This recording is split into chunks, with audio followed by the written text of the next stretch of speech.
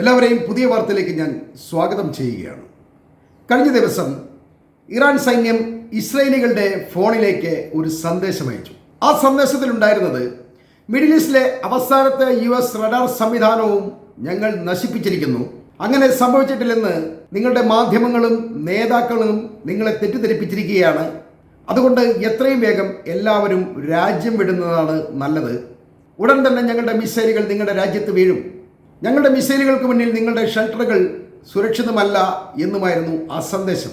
എന്നാൽ ഇത് തെറ്റിദ്ധരിപ്പിക്കാനുള്ള ഒരു വ്യാജ സന്ദേശമാണ് എന്നാണ് ഇസ്രായേലി സർക്കാർ ജനങ്ങളെ ബോധ്യപ്പെടുത്താൻ ശ്രമിച്ചുകൊണ്ടിരിക്കുന്നത്.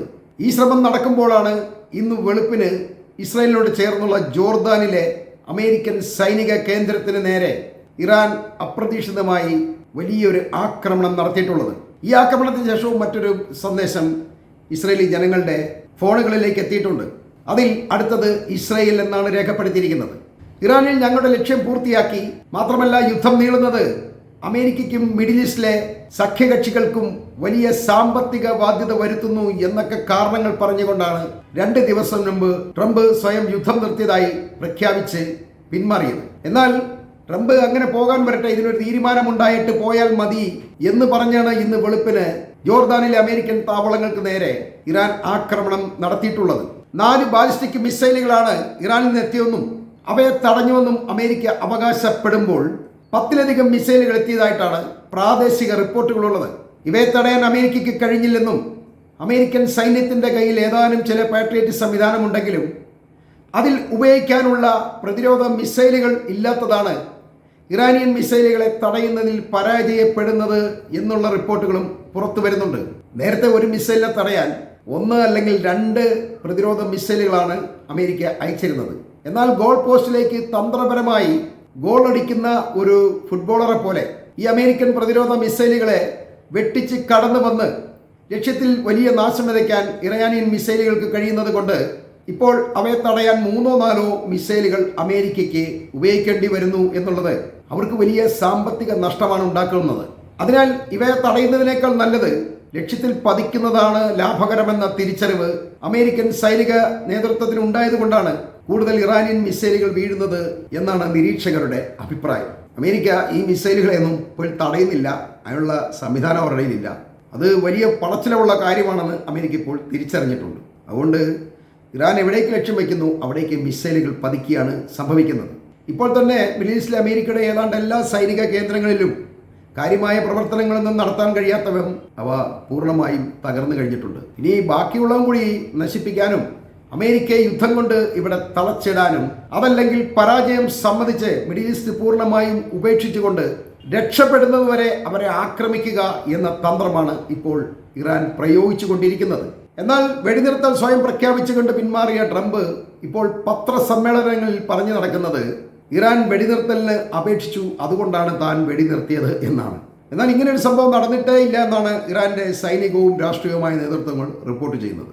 ഇതിനെ വ്യക്തമാക്കുന്ന രീതിയിൽ ഇന്ന് ജോർദാനിൽ ഇറാന്റെ ആക്രമണം ഉണ്ടാകുമ്പോൾ ഈ വെടിനിർത്തലിന് അവർ തയ്യാറായിട്ടില്ല എന്നും യുദ്ധം അവർക്ക് മതിയായിട്ടില്ല, വീണ്ടും ട്രംപിനെ യുദ്ധത്തിന് ക്ഷണിക്കുകയാണ് എന്നുള്ളതാണ് പ്രധാന തെളിവ്. അതിലും വിചിത്രമായിട്ടുള്ളത് ട്രംപും നെതന്യാഹുവും അമേരിക്കയിൽ ഒരു കൂടിക്കാഴ്ച നടത്തിക്കൊണ്ടിരിക്കുമ്പോഴാണ് ജോർദാനിലെ അമേരിക്കൻ സൈനിക കേന്ദ്രങ്ങൾ ഇറാൻ ആക്രമിച്ചത് എന്നുള്ളതാണ്. അടച്ചിട്ട ഒരു മുറിയിൽ ഞങ്ങൾ 3 മണിക്കൂർ നടത്തിയ കൂടിക്കാഴ്ച വളരെയധികം സക്സസ് ആയിരുന്നു എന്നാണ് നെതന്യാഹു അവകാശപ്പെടുന്നത്. എന്നാൽ ഇറാൻ നടത്തുന്ന ആക്രമണങ്ങൾ നോക്കിയിരിക്കുന്നതാണോ സക്സസ് എന്നാണ് അറേബ്യൻ സോഷ്യൽ മീഡിയ ഇതിനെ പരിഹസിക്കുന്നത്.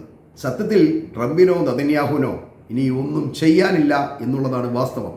പരാജയം സമ്മതിക്കാൻ ഇവരുടെ അഭിമാനബോധം അനുവദിക്കുന്നുമില്ല. അതിനിടെ ഹോർമസിന്റെ തെക്കൻ പ്രദേശത്തു കൂടി കപ്പലുകളിൽ നിന്നും യുദ്ധച്ചിലവുകൾ വാങ്ങി കടത്തിവിടാനുള്ള ട്രംപിന്റെ ശ്രമം ഇപ്പോൾ തിരിച്ചടിയായിരിക്കുകയാണ്. അങ്ങനെ കടന്നു പോകുന്ന കപ്പലുകളെ ഇറാൻ ആക്രമിച്ചുകൊണ്ടിരിക്കുകയാണ്. ഇന്നലെയും 3 കപ്പലുകളെയാണ് ഇറാൻ തടഞ്ഞിട്ടുള്ളത്.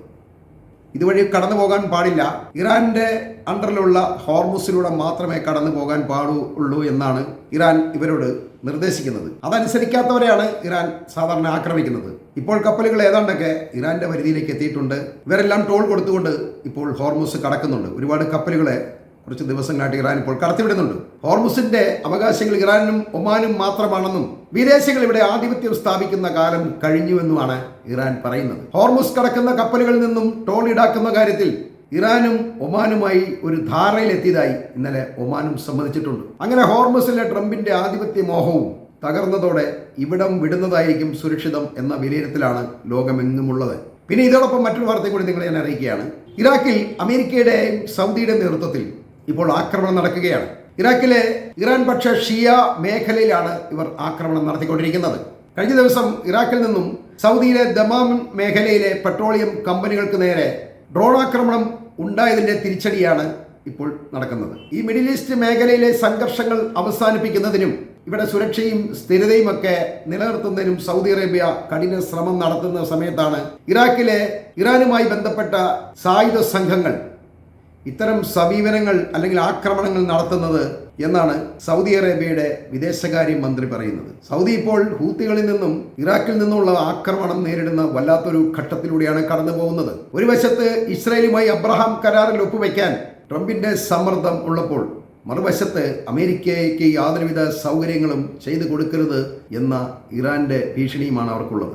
ഇതിന് രണ്ടിനിടയിൽ വല്ലാതെ വിഷമിക്കുന്ന ഒരു അവസ്ഥയിലാണ് ഇപ്പോൾ സൗദി അറേബ്യ ഉള്ളത്. അതുകൊണ്ട് തന്നെ ഈ മേഖല പൂർണ്ണമായ ഒരു സമാധാനത്തിലേക്ക് വരുവാൻ വേണ്ടി സൗദി കഠിന ശ്രമം നടത്തുന്നുണ്ട്. അതിനുവേണ്ടി ഒരുപാട് പണവും ചെലവഴിക്കുന്നുണ്ട്. അവരുടെ നഷ്ടങ്ങൾ അവർ വകവയ്ക്കുന്നില്ല. ഇറാനെ തിരിച്ചടിക്കാൻ അവർ തയ്യാറാകുന്നില്ല.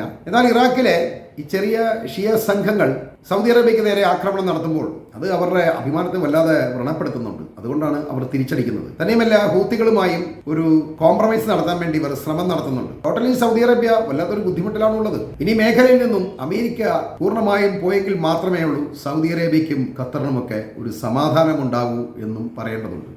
ഈ വാർത്തകൾ ഞാനിവിടെ അവസാനിപ്പിക്കുന്നു.